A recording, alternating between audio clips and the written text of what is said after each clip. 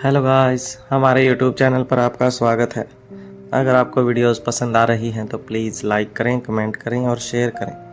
अगर आपने चैनल को अभी तक सब्सक्राइब नहीं किया है तो प्लीज़ चैनल को सब्सक्राइब करें। अनिका जिस रास्ते से होते हुए घर से बाहर निकली थी उसी रास्ते से मारवा हाउस के अंदर आ जाती है और फिर अपनी सीक्रेट लैब से होते हुए अपने बाथरूम में पहुंच जाती है। चेंज करने के बाद वह बेडरूम में प्रवेश करती है। अनिका के जाने के बाद से लेकर अब तक रोहित अपनी जगह पर शांति से लेटा हुआ था, लेकिन उसे नींद एक पल के लिए भी नहीं आई थी। उसका ध्यान सिर्फ घड़ी पर था और दिमाग में अनिका चल रही थी। रात के लगभग 3 बजे का वक्त था। जैसे ही अनिका बेड पर लेटने लगती है, रोहित उसके सिर के नीचे अपना हाथ रख देता है। अनिका मुस्कुराकर रोहित की तरफ घूम जाती है। रोहित उसे अपनी बाहों में भर लेता है और चैन की गहरी सांस लेता है। फिर धीरे से कान में कहता है, ऑल ओके। अनिका कहती है, फिर आंखें बंद कर लेती है। अनिका के वापस लौटने के बाद रोहित के मन को बेहद शांति मिलती है और अनिका के साथ साथ उसे भी कुछ ही पलों में गहरी नींद आ जाती है। सुबह के वक्त उठने में दोनों को ही कुछ देर हो जाती है। जब अनिका डाइनिंग हॉल में पहुंचती है तो प्रीति पहले से ही बेसब्री से उसका इंतजार कर रही थी। अनिका को देखते ही वह अपनी जगह से उठ खड़ी होती है और उसके साथ विश्व के नियत उपचार के लिए सीक्रेट अंडरग्राउंड की तरफ चल पड़ती है। अंदर की ओर जाते जाते वह अनिका को बता देती है, मैं आज मीटिंग पैलेस नहीं आ रही, मुझे कुछ ज़रूरी काम है और अगर मुझे वक्त मिला तो मैं विश्व की रिपोर्ट के लिए भी जाऊंगी। अनिका प्रीति की तरफ देखती है और मुस्कुरा देती है, फिर वापस सामने की तरफ देखकर आगे बढ़ते हुए पूछती है, क्या वह ज़रूरी काम ओमकार है? प्रीति अभी शनि के बारे में कोई भी बात नहीं करना चाहती थी। वह चाहती थी कि पहले कोई सबूत हाथ लगे, उसके बाद वह अनिका से इस बारे में कोई बात करे। वह बात को टालने के लिए सिर्फ नीचे सिर करके मुस्कुरा देती है, जिसका मतलब था कि आज वह ओमकार से मिलने वाली है। देखा जाए तो उसने सच ही कहा था, लेकिन यह सच अधूरा था। सीक्रेट अंडरग्राउंड से बाहर आने के बाद जब प्रीति समय देखती है तो लगभग 10 बजे थे। उसे महसूस होता है कि 4 घंटे बाद उन्हें मुक्ता से मिलना है। तब तक वह विश्व की रिपोर्ट में आने वाली अड़चनों के बारे में पता करके वापस आ सकती है। वह झट से अपने फ़ोन में मैसेज टाइप करती है, फिर वह मैसेज ओमकार और सनी दोनों को भेज देती है। उसके बाद तेज कदमों से अपनी गाड़ी की तरफ बढ़ जाती है। बच्चों का कमरा। रिया जोर जोर से शोर मचाते हुए अपने बेड पर कूदने लगती है। ये my mamma is the great ever, I am so happy. फिर अपने दोनों हाथ ऊपर करती है और दोबारा से उछलना शुरू कर देती है और उछलते उछलते गोल गोल घूमने लगती है। रिया का शोर सुनकर आर्यन और अलेक्जेंडर अपने अपने कामों को छोड़कर उसके बेड के पास आकर खड़े हो जाते हैं। जब रिया थक जाती है तो वहीं बैठ जाती है। फिर लंबी लंबी सांस लेते हुए उसके चेहरे पर बड़ी सी मुस्कुराहट दिखाई देती है। उसकी मुस्कुराहट देखकर दोनों भाइयों के चेहरे पर भी मुस्कान दिखाई देने लगती है। अब आर्यन कहता है, क्या तुम हमें भी बताओगी कि तुम्हें ऐसा क्या मिल गया है कि तुम्हारी खुशी से पूरा कमरा झूम उठा है? आर्यन और अलेक्जेंडर दोनों रिया के जवाब का इंतजार करने लगते हैं।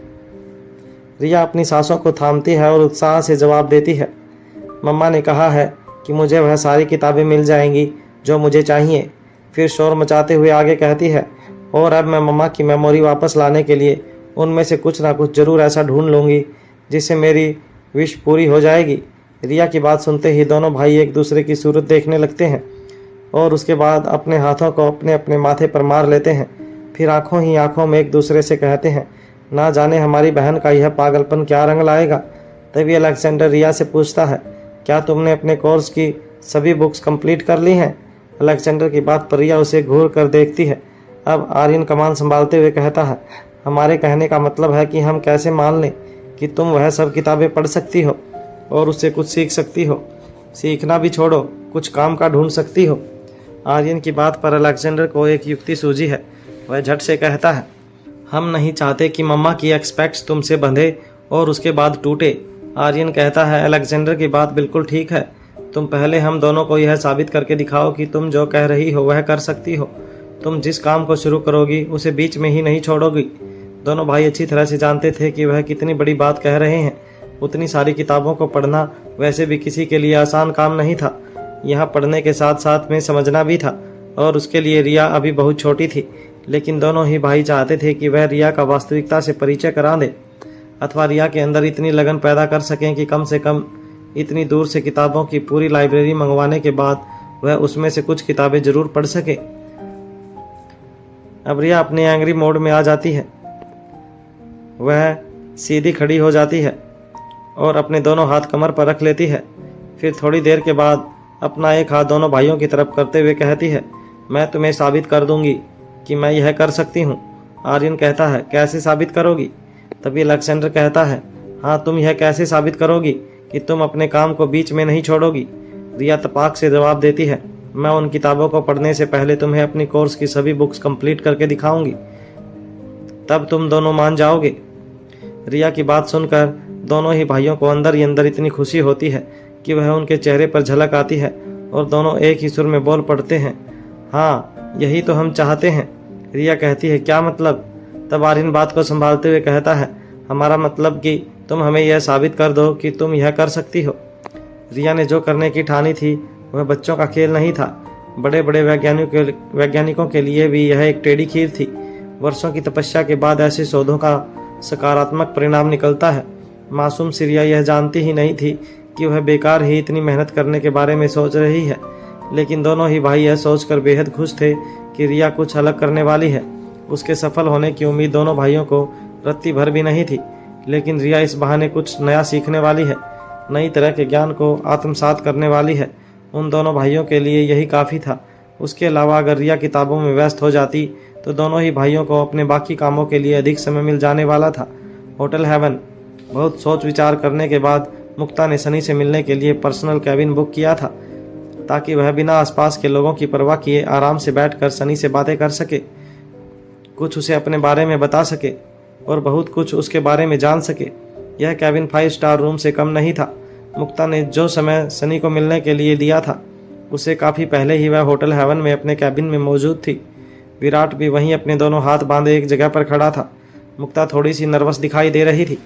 तभी मुक्ता को ख्याल आता है कि उसने सनी को टाइम तो बता दिया, लेकिन यह नहीं बताया कि आना कहाँ पर है।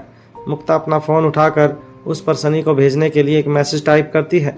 इससे पहले कि वह कैबिन की जानकारी सनी को दे पाती, उसके फ़ोन पर सनी का मैसेज फ्लैश होने लगता है, जिसमें उसने टेबल का नंबर भेजा था कि वह किस टेबल पर मिलने वाले हैं।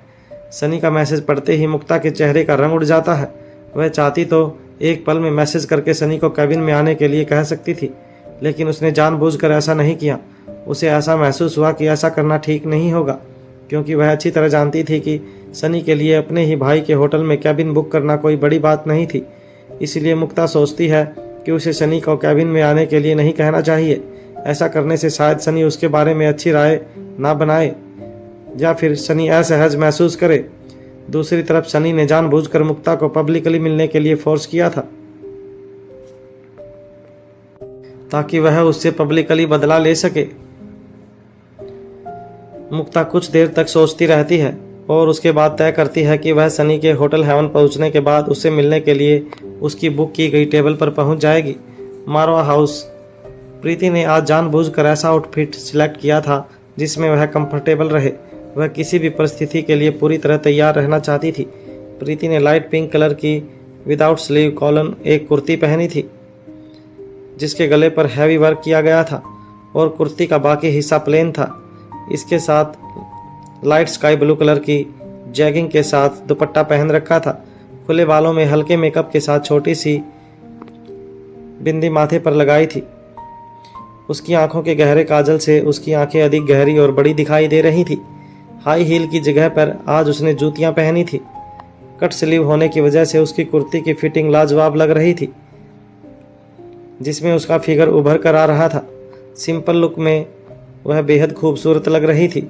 वह जल्दबाजी में अपने बालों को अपनी उंगलियों से ठीक करते हुए अपने कमरे से बाहर निकलती है। वह शीघ्र सनी और ओमकार के पास पहुंच जाना चाहती थी। उसका ध्यान अपने बालों और ओमकार पर था।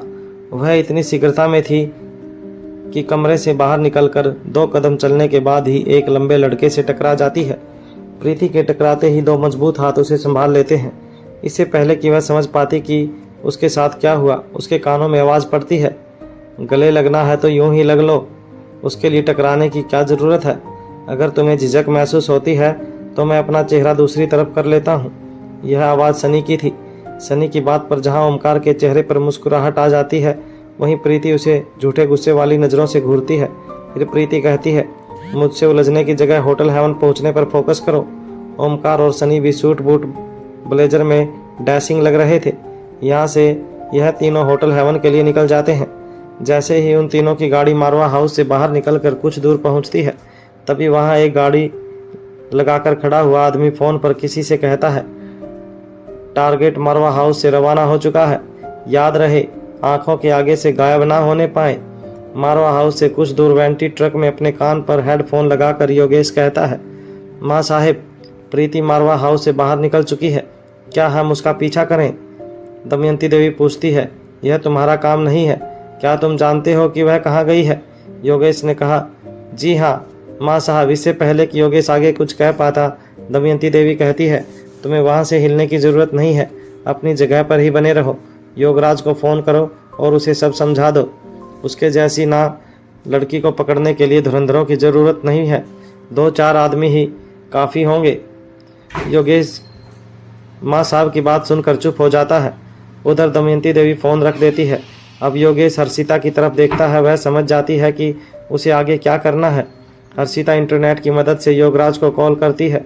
वहां अननोन नंबर से कॉल आने की वजह से योगराज अपना फ़ोन खुद नहीं उठाता और उसे गजेंद्र पाल की तरफ बढ़ा देता है। योगराज का फ़ोन गजेंद्र उठाता है। गजेंद्र पाल कहता है, इस वक्त भैया जी थोड़ा बिजी हैं, मैं उनका सेक्रेटरी गजेंद्र पाल बात कर रहा हूँ, कहिए क्या काम है? उधर से योगेश कहता है, भैया जी से कहो योगेश का फ़ोन है। गजेंद्र पाल फ़ोन योगराज की तरफ बढ़ाते हुए उसे इशारा करता है कि माँ साहब के आदमी का फ़ोन है। योगराज फ़ोन ले लेता है। उधर से योगेश कहता है, भैया जी माँ साहब का आदेश है, तुरंत पूरा करना होगा। इसके बाद वह सारी बात कह सुनाता है। योगराज कहता है, ठीक है, हो जाएगा। इसके बाद वह गजेंद्र पाल को बताता है कि उन्हें क्या काम सौंपा गया है। तभी गजेंद्र पाल कहता है, जी भैया जी, मैं अपने 4 आदमी लेकर अभी निकलता हूँ। योगराज उसे रोकते हुए कहता है, योगेश और माँ साहब की बातों पर मत जाओ, अगर वहाँ से जिंदा वापस लौटना चाहते हो तो कम से कम 20 आदमी साथ लेकर जाओ। गजेंद्र पाल हैरानी से कहता है, एक लड़की को पकड़ने के लिए 20 आदमी? अब योगराज अपनी आवाज़ में सख्ती लाते हुए कहता है, पागल मत बनो, तुम्हें वह लड़की दिखाई दे रही है और उसके आसपास जो मारवा की सिक्योरिटी होगी उसका ख्याल तुम्हें नहीं है? मैं किसी भी कीमत पर यह मानने के लिए तैयार नहीं कि मारवा परिवार का कोई भी सदस्य आज की तारीख में अकेला हो सकता है और उसके आसपास सुरक्षा चक्र मौजूद ना हो। गजेंद्र चाहे सुरक्षा चक्र दिखाई दे या ना दे, पर उस चक्र में तेज धार जरूर होगी। मारवा की सिक्योरिटी का नाम सुनते ही उसके दिमाग में वह दिन घूमने लगता है जब उन्होंने माँ साहब के सिपाहियों को हरा दिया था। अब गजेंद्र पाल कहता है, आप सही कहते हैं भैया, कम से कम 25 आदमी साथ लेकर जाऊंगा, कुछ को साथ रखूंगा और बाकी को सावधान रहने के लिए कह दूंगा। जैसे ही गजेंद्र पाल वहां से आगे बढ़ता है, तभी योगराज उसे रोकते हुए कहता है, तुम्हें पता है ना कि कहाँ जाना है? गजेंद्र पाल कहता है, जी भैया जी मालूम है, होटल हेवन जाना है। योगराज कहता है, तो होटल हेवन के हिसाब से अपने आदमियों का हुलिया ठीक कर लेना। गजेंद्र पाल कहता है, जी भैया जी, यह तो मैंने सोचा ही नहीं था। होटल हेवन पहुंचने के बाद प्रीति सिक्योरिटी गार्डों की टीम को रिक्वेस्ट करती है कि कम से कम वह उनके साथ अंदर ना आए। प्रीति उन्हें विश्वास दिलाते हुए कहती है, अपना ही होटल है और हम अंदर ही हैं, आप सभी बाहर ही हमारा इंतजार करें। अगर हमें किसी भी तरह का खतरा महसूस होगा या आपकी ज़रूरत होगी तो हम तुरंत आपको सूचित कर देंगे। सिक्योरिटी गार्डों को भी प्रीति की बात सही लगती है और वह बाहर ही इंतजार करने लगते हैं। प्रीति के एक तरफ शनि और दूसरी तरफ ओमकार चल रहा था। दोनों ही यंग मैन हैंडसम लग रहे थे। ओमकार ने अपनी ज़िंदगी में ऐसी ऐसी समस्याओं को झेला था कि वह पहले ही काफ़ी कॉन्फिडेंट था और अब शनि का भी रूप पूरी तरह से बदल चुका था। दिखने में तो वह पहले ही स्मार्ट था, लेकिन अब उसकी बॉडी लैंग्वेज कॉन्फिडेंट हो गई थी, जिसकी वजह से उसकी स्मार्टनेस बढ़ गई थी। प्रीति शनि से कहती है, जो मैंने कहा है उसे याद रखना, इस ब्लूटूथ को एक पल के लिए भी अपने कान से निकालने की ज़रूरत नहीं है। हम दोनों तुम्हारी सभी बातों को सुनते रहेंगे और जब सही वक्त होगा तब तुम्हारे पास आ जाएंगे, या फिर जब तुम्हें लगे कि तुम्हें हमारी ज़रूरत है तो एक इशारा कर देना, हम तुरंत तुम्हारी टेबल पर चले आएंगे। सनी जाकर अपनी टेबल पर बैठ जाता है और उसके समानांतर एक दूसरी टेबल पर प्रीति और ओमकार बैठ जाते हैं। आज सौम्या की ड्यूटी की टाइमिंग 1:30 बजे ही खत्म हो चुकी थी। वह अपने रूम में लौट आई थी। फ्रेश होकर चेंज करने के बाद जब वह अपने पर्स में से अपना फ़ोन निकालती है तो उसे देखकर मन ही मन सोचती है आज इसे चार्ज करने का भी वक्त नहीं मिला। फिर चार्ज करने के लिए जैसे ही आगे बढ़ती है तो उसे याद आता है कि वह इसका चार्ज नीचे रिसेप्शन पर ही प्लग में लगा हुआ छोड़कर आ गई है। वह अपना चार्जर लेने के लिए नीचे रिसेप्शन पर पहुंच जाती है। ठीक इसी वक्त उसकी एक सहकर्मी उससे पूछती है, सौम्या क्या तुम मेरी एक मदद कर सकती हो? प्लीज़ सौम्या। सौम्या उसकी तरफ देखने लगती है। वह अपनी बात को आगे बढ़ाते हुए कहती है, अभी यहाँ से हिल नहीं सकती, मेरा भाई बाहर ही खड़ा है। उसका दिमाग बहुत जल्दी ही गर्म हो जाता है। अगर उसे थोड़ी और देर यहाँ खड़ा रहना पड़ा तो वह वापस लौट जाएगा। मम्मी ने मेरे लिए कुछ सामान देकर उसे यहाँ भेजा है, क्या तुम उससे वह ले आओगी? सौम्या मुस्कुराकर प्यार से कहती है, बस इतनी सी बात, तुमने कहा और मैंने मना कर दिया। लो अभी लेकर आती हूँ। तुम उसे मेरी ड्रेस का कलर बता दो और कह दो कि मैं सामान लेने बाहर आ रही हूँ। तब तक सनी, प्रीति और ओमकार तीनों अपनी अपनी टेबल पर पूरी तरह से सेटल हो चुके थे और बेसब्री से मुक्ता का इंतजार कर रहे थे।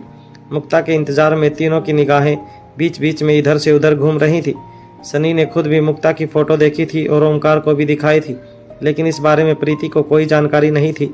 ठीक इसी वक्त ओमकार कहता है, देखो वह लड़की सनी की तरफ आ रही है। फिर अपनी बात को ठीक करते हुए कहता है, मेरा मतलब मुक्ता आ गई है। प्रीति भी उसी ओर देखने लगती है। उसे सौम्या आती हुई दिखाई देती है। तभी उसके मुंह से निकल पड़ता है, मतलब मेरा शक सही था, सौम्या ही है। तीनों दोस्त ब्लूटूथ के जरिए एक दूसरे से कनेक्टेड थे। ओमकार की बात सुनते ही सनी भी उसी ओर देखने लगता है। इस वक्त सनी के चेहरे पर सामान्य हाव भाव थे। ठीक इसी वक्त सौम्या की नज़र सनी पर पड़ती है। सनी को अपनी तरफ देखते हुए उसके दिल की धड़कनें बढ़ जाती हैं। उसे मन ही मन अच्छा भी लगता है, पर तभी उसे कुछ कदम आगे चल रही लड़की सनी के पास रुक जाती है। सनी अपनी जगह से खड़े होकर उसका वेलकम करता है और सीट ऑफर करता है। अब सौम्या को ऐसा महसूस होता है कि सनी की निगाह उस पर थी ही नहीं। उसने एक पल के लिए भी सौम्या को नहीं देखा। अब सौम्या को ऐसा लग रहा था जैसे कि उसकी और उसकी खूबसूरती की घोर बेइज्जती हुई हो। उसे इतनी शर्म महसूस हो रही थी जैसे उसके ऊपर किसी ने घड़े भरकर पानी डाल दिया हो। वह अपने कदमों की गति बढ़ाते हुए बाहर की तरफ निकल जाती है। सौम्या बाहर जाने के बाद एक और खड़ी हो जाती है। उसका चेहरा तमतमाता हुआ, उसे अंदर ही अंदर जलन महसूस हो रही थी। उसे सनी से कोई लगाव नहीं था, ऐसा इस वजह से बिल्कुल भी नहीं था। इस जलन का मात्र एक कारण था कि उसने ज़्यादा किसी और की खूबसूरती को तवज्जो मिलना। वह अपने हाथों की मुट्ठियां कस लेती है और लंबी गहरी सांसें लेकर अपने क्रोध को नियंत्रण में लेने का प्रयास करती है। मुक्ता ने आज की मीटिंग के लिए एक इंडो वेस्टर्न ड्रेस पहनी थी, कट स्लीव कुर्ती के साथ लॉन्ग जैकेट और स्ट्रेट लाइन का घेरे वाला प्लाजो, जिसमें न केवल वह बेहद खूबसूरत लग रही थी बल्कि यह कहा जा सकता था कि वह काफ़ी स्टनिंग लग रही थी। सनी भी उसे देखने के बाद कुछ पलों के लिए सब कुछ भूल गया। मुक्ता एक नॉर्मल हाइट की खूबसूरत लड़की थी। रंग गोरा, लंबे और सीधे रेशम जैसे बाल, गहरी काली आंखें, मुस्कुराते हुए चेहरे पर मोतियों जैसे दांत। सौम्या को एक नज़र देख लेने के बाद प्रीति अपनी आंखें उसके ऊपर से हटा लेती है, फिर नीचे चेहरा करके अपने फ़ोन में देखने लगती है। लेकिन ओमकार की निगाहें अभी भी उन दोनों पर ही थी। ओमकार प्रीति से कहता है, वह दोनों साथ में बैठ गए हैं। फिर एक पल रुक कर धीमी आवाज़ में आगे कहता है, यह मुक्ता पराशर देखने में काफ़ी सुंदर है। इसके चेहरे की मासूमियत को देखकर ऐसा बिल्कुल भी नहीं लगता कि इसने सनी के साथ ऐसा किया होगा। प्रीति बिना उस ओर देखे ही जवाब देती है, मैंने तुम दोनों से पहले ही कहा था कि उसके चेहरे पर मत जाना। ओमकार कहता है, oh yes you are right. Preeti की यह लाइन सुनकर वहाँ बैठा हुआ सनी भी अपने मन में यही बात कहता है, यस मुझे इसके चेहरे पर नहीं जाना है। मुक्ता सनी से कहती है, you are looking so smart. Sunny कहता है, सेम टू यू। लेकिन इसी स्मार्टनेस पर मर मिटने के कारण ही इंसान अपनी इंसल्ट करवाता है। मुक्ता को सनी की यह बात बिल्कुल समझ नहीं आती और साथ ही बड़ी अजीब भी लगती है, लेकिन वह इसे इग्नोर कर देती है। ठीक इसी वक्त अपनी पीठ के पीछे की तरफ की टेबल से प्रीति को एक स्त्री की आवाज़ सुनाई देती है। इन आवाज़ों को ओमकार भी साफ साफ सुन पा रहा था। वह अपने साथ में बैठी हुई अपनी सहेली सुगंधा से कहती है, जरा उस तरफ देखो, वह मुक्ता पराशर ही है ना। तभी कोकिला की बात सुनकर सुगंधा चलती फिरती निगाहों से उस ओर देखती है, फिर वापस अपनी सहेली कोकिला की ओर देखते हुए कहती है, क्या यह आदित्य पराशर की बेटी है? देखने में तो बहुत ही चार्मिंग है। इस पर कोकिला कहती है, मैं अपने बेटे के रिश्ते के लिए पराशर परिवार से बातचीत शुरू करने के बारे में सोच रही हूँ, बस कोई अच्छा मौका हाथ नहीं आ रहा। यह सुनकर सुगंधा हंसते हुए मजाक के अंदाज में कहती है, ऐसे कामों के लिए मौक़ों की तलाश नहीं की जाती, बल्कि मौके खुद बनाए जाते हैं। इससे पहले कि यह मौका खुद अपने लिए कोई लड़का ढूंढ ले, तुम अपना बेटा इसके गले में डाल दो। फिर दोबारा से एक नज़र मुक्ता की तरफ देखते हुए कहती है, यह बेहद खूबसूरत है। यदि यह स्वयं अपने लिए लड़का नहीं ढूंढेगी तो पक्का कोई ना कोई लड़का इसे अपने लिए ढूंढ लेगा। उन दोनों महिलाओं की बातें सुनकर ओमकार और प्रीति के कान खड़े हो जाते हैं और उनका ध्यान सनी और मुक्ता पर से हटकर अपने पीछे चल रही बातों पर लग जाता है। कुछ रुककर सुगंधा फिर से बोलना शुरू करती है, यह पराशर टेक्सटाइल की अकेली वारिस है। मैंने सुना है कि यह एक अच्छी डिजाइनर भी है। वैसे इनका भरा पूरा परिवार है, चाचा ताऊ उनके बच्चे सब मिलकर रहते हैं, लेकिन पूरा पराशर टेक्सटाइल आदित्य पराशर ने अपने दम पर खड़ा किया है और सब कुछ उसी के नाम पर है। जिसकी भी शादी इस मुक्ता से होगी, समझ लो कि उस पर घर बैठे बिठाए ही माता लक्ष्मी जी प्रसन्न हुई हैं। यह सब सुनकर प्रीति का दिमाग चकराने लगता है।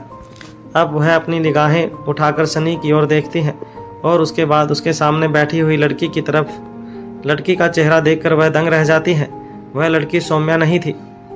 अब प्रीति मन ही मन सोचती है, कहीं सनी कुछ उल्टा सीधा ना कर दे, कहीं एक अच्छी लड़की हम सभी की बेवकूफ़ियों के चलते हाथ से ना निकल जाए, सनी उससे कुछ ऐसा ना बोल दे जो उसे नहीं बोलना चाहिए। यह सब सुनकर ओमकार का भी दिमाग घूम रहा था। उसे मन ही मन ख्याल आता है, क्या यह वही लड़की है जिसके लिए मेरे माँ बाप ने मेरी जिंदगी जहन कर रखी है। यह लोग एक नहीं बल्कि चार चार जिंदगियां खराब करना चाहते हैं। कोई उस लड़की से भी तो पूछे कि उसे किससे शादी करनी है। मेरे माँ बाप की तो जितनी तारीफ की जाए उतनी कम है, पर क्या इस लड़की के माँ बाप भी ऐसे ही हैं? तभी दूसरे ही पल उसके मन में खुशी के फव्वारे उठने लगते हैं।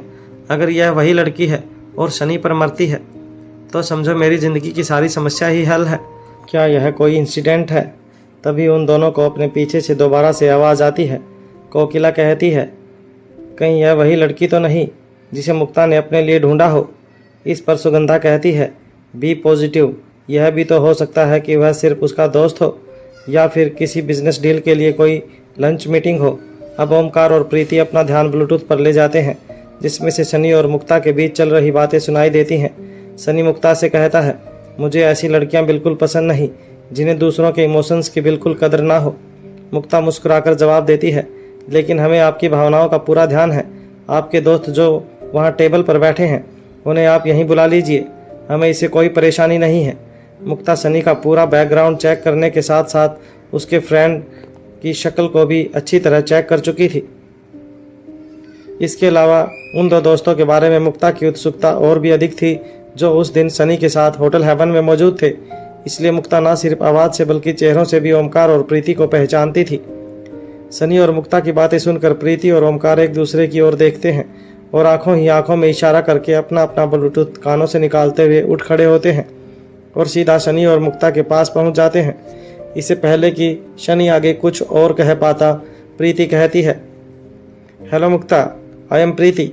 ऐसा कहकर मुक्ता की तरफ हाथ बढ़ा देती है। मुक्ता अपनी जगह से खड़ी होती है और प्रीति से हाथ मिलाते हुए कहती है, हम आपको पहले से ही जानते हैं। फिर ओमकार की तरफ देखते हुए हेलो ओमकार जी कह देती है। अब सनी भी अपनी जगह से उठ खड़ा होता है। तब प्रीति कहती है, वी आर रियली सॉरी मुक्ता। मुक्ता बस थोड़ी सी कन्फ्यूजन हो गई थी, उसी की वजह से अब वह आगे क्या बोले यह प्रीति को समझ ही नहीं आ रहा था। तभी बात को संभालते हुए कहता है, एक्चुअली हमें लगा था कि हमारी कोई पुरानी फ्रेंड अपना नाम मुक्ता बताकर सनी के साथ प्रैंक कर रही है। बोलने के बहाव में वह आगे कहा जाता है, वह एक्चुअली एक एक्सीडेंट में सनी के साथ। फिर बोलते बोलते चुप हो जाता है। अब उसे लगता है कि यह अभी बताने लायक बात नहीं है।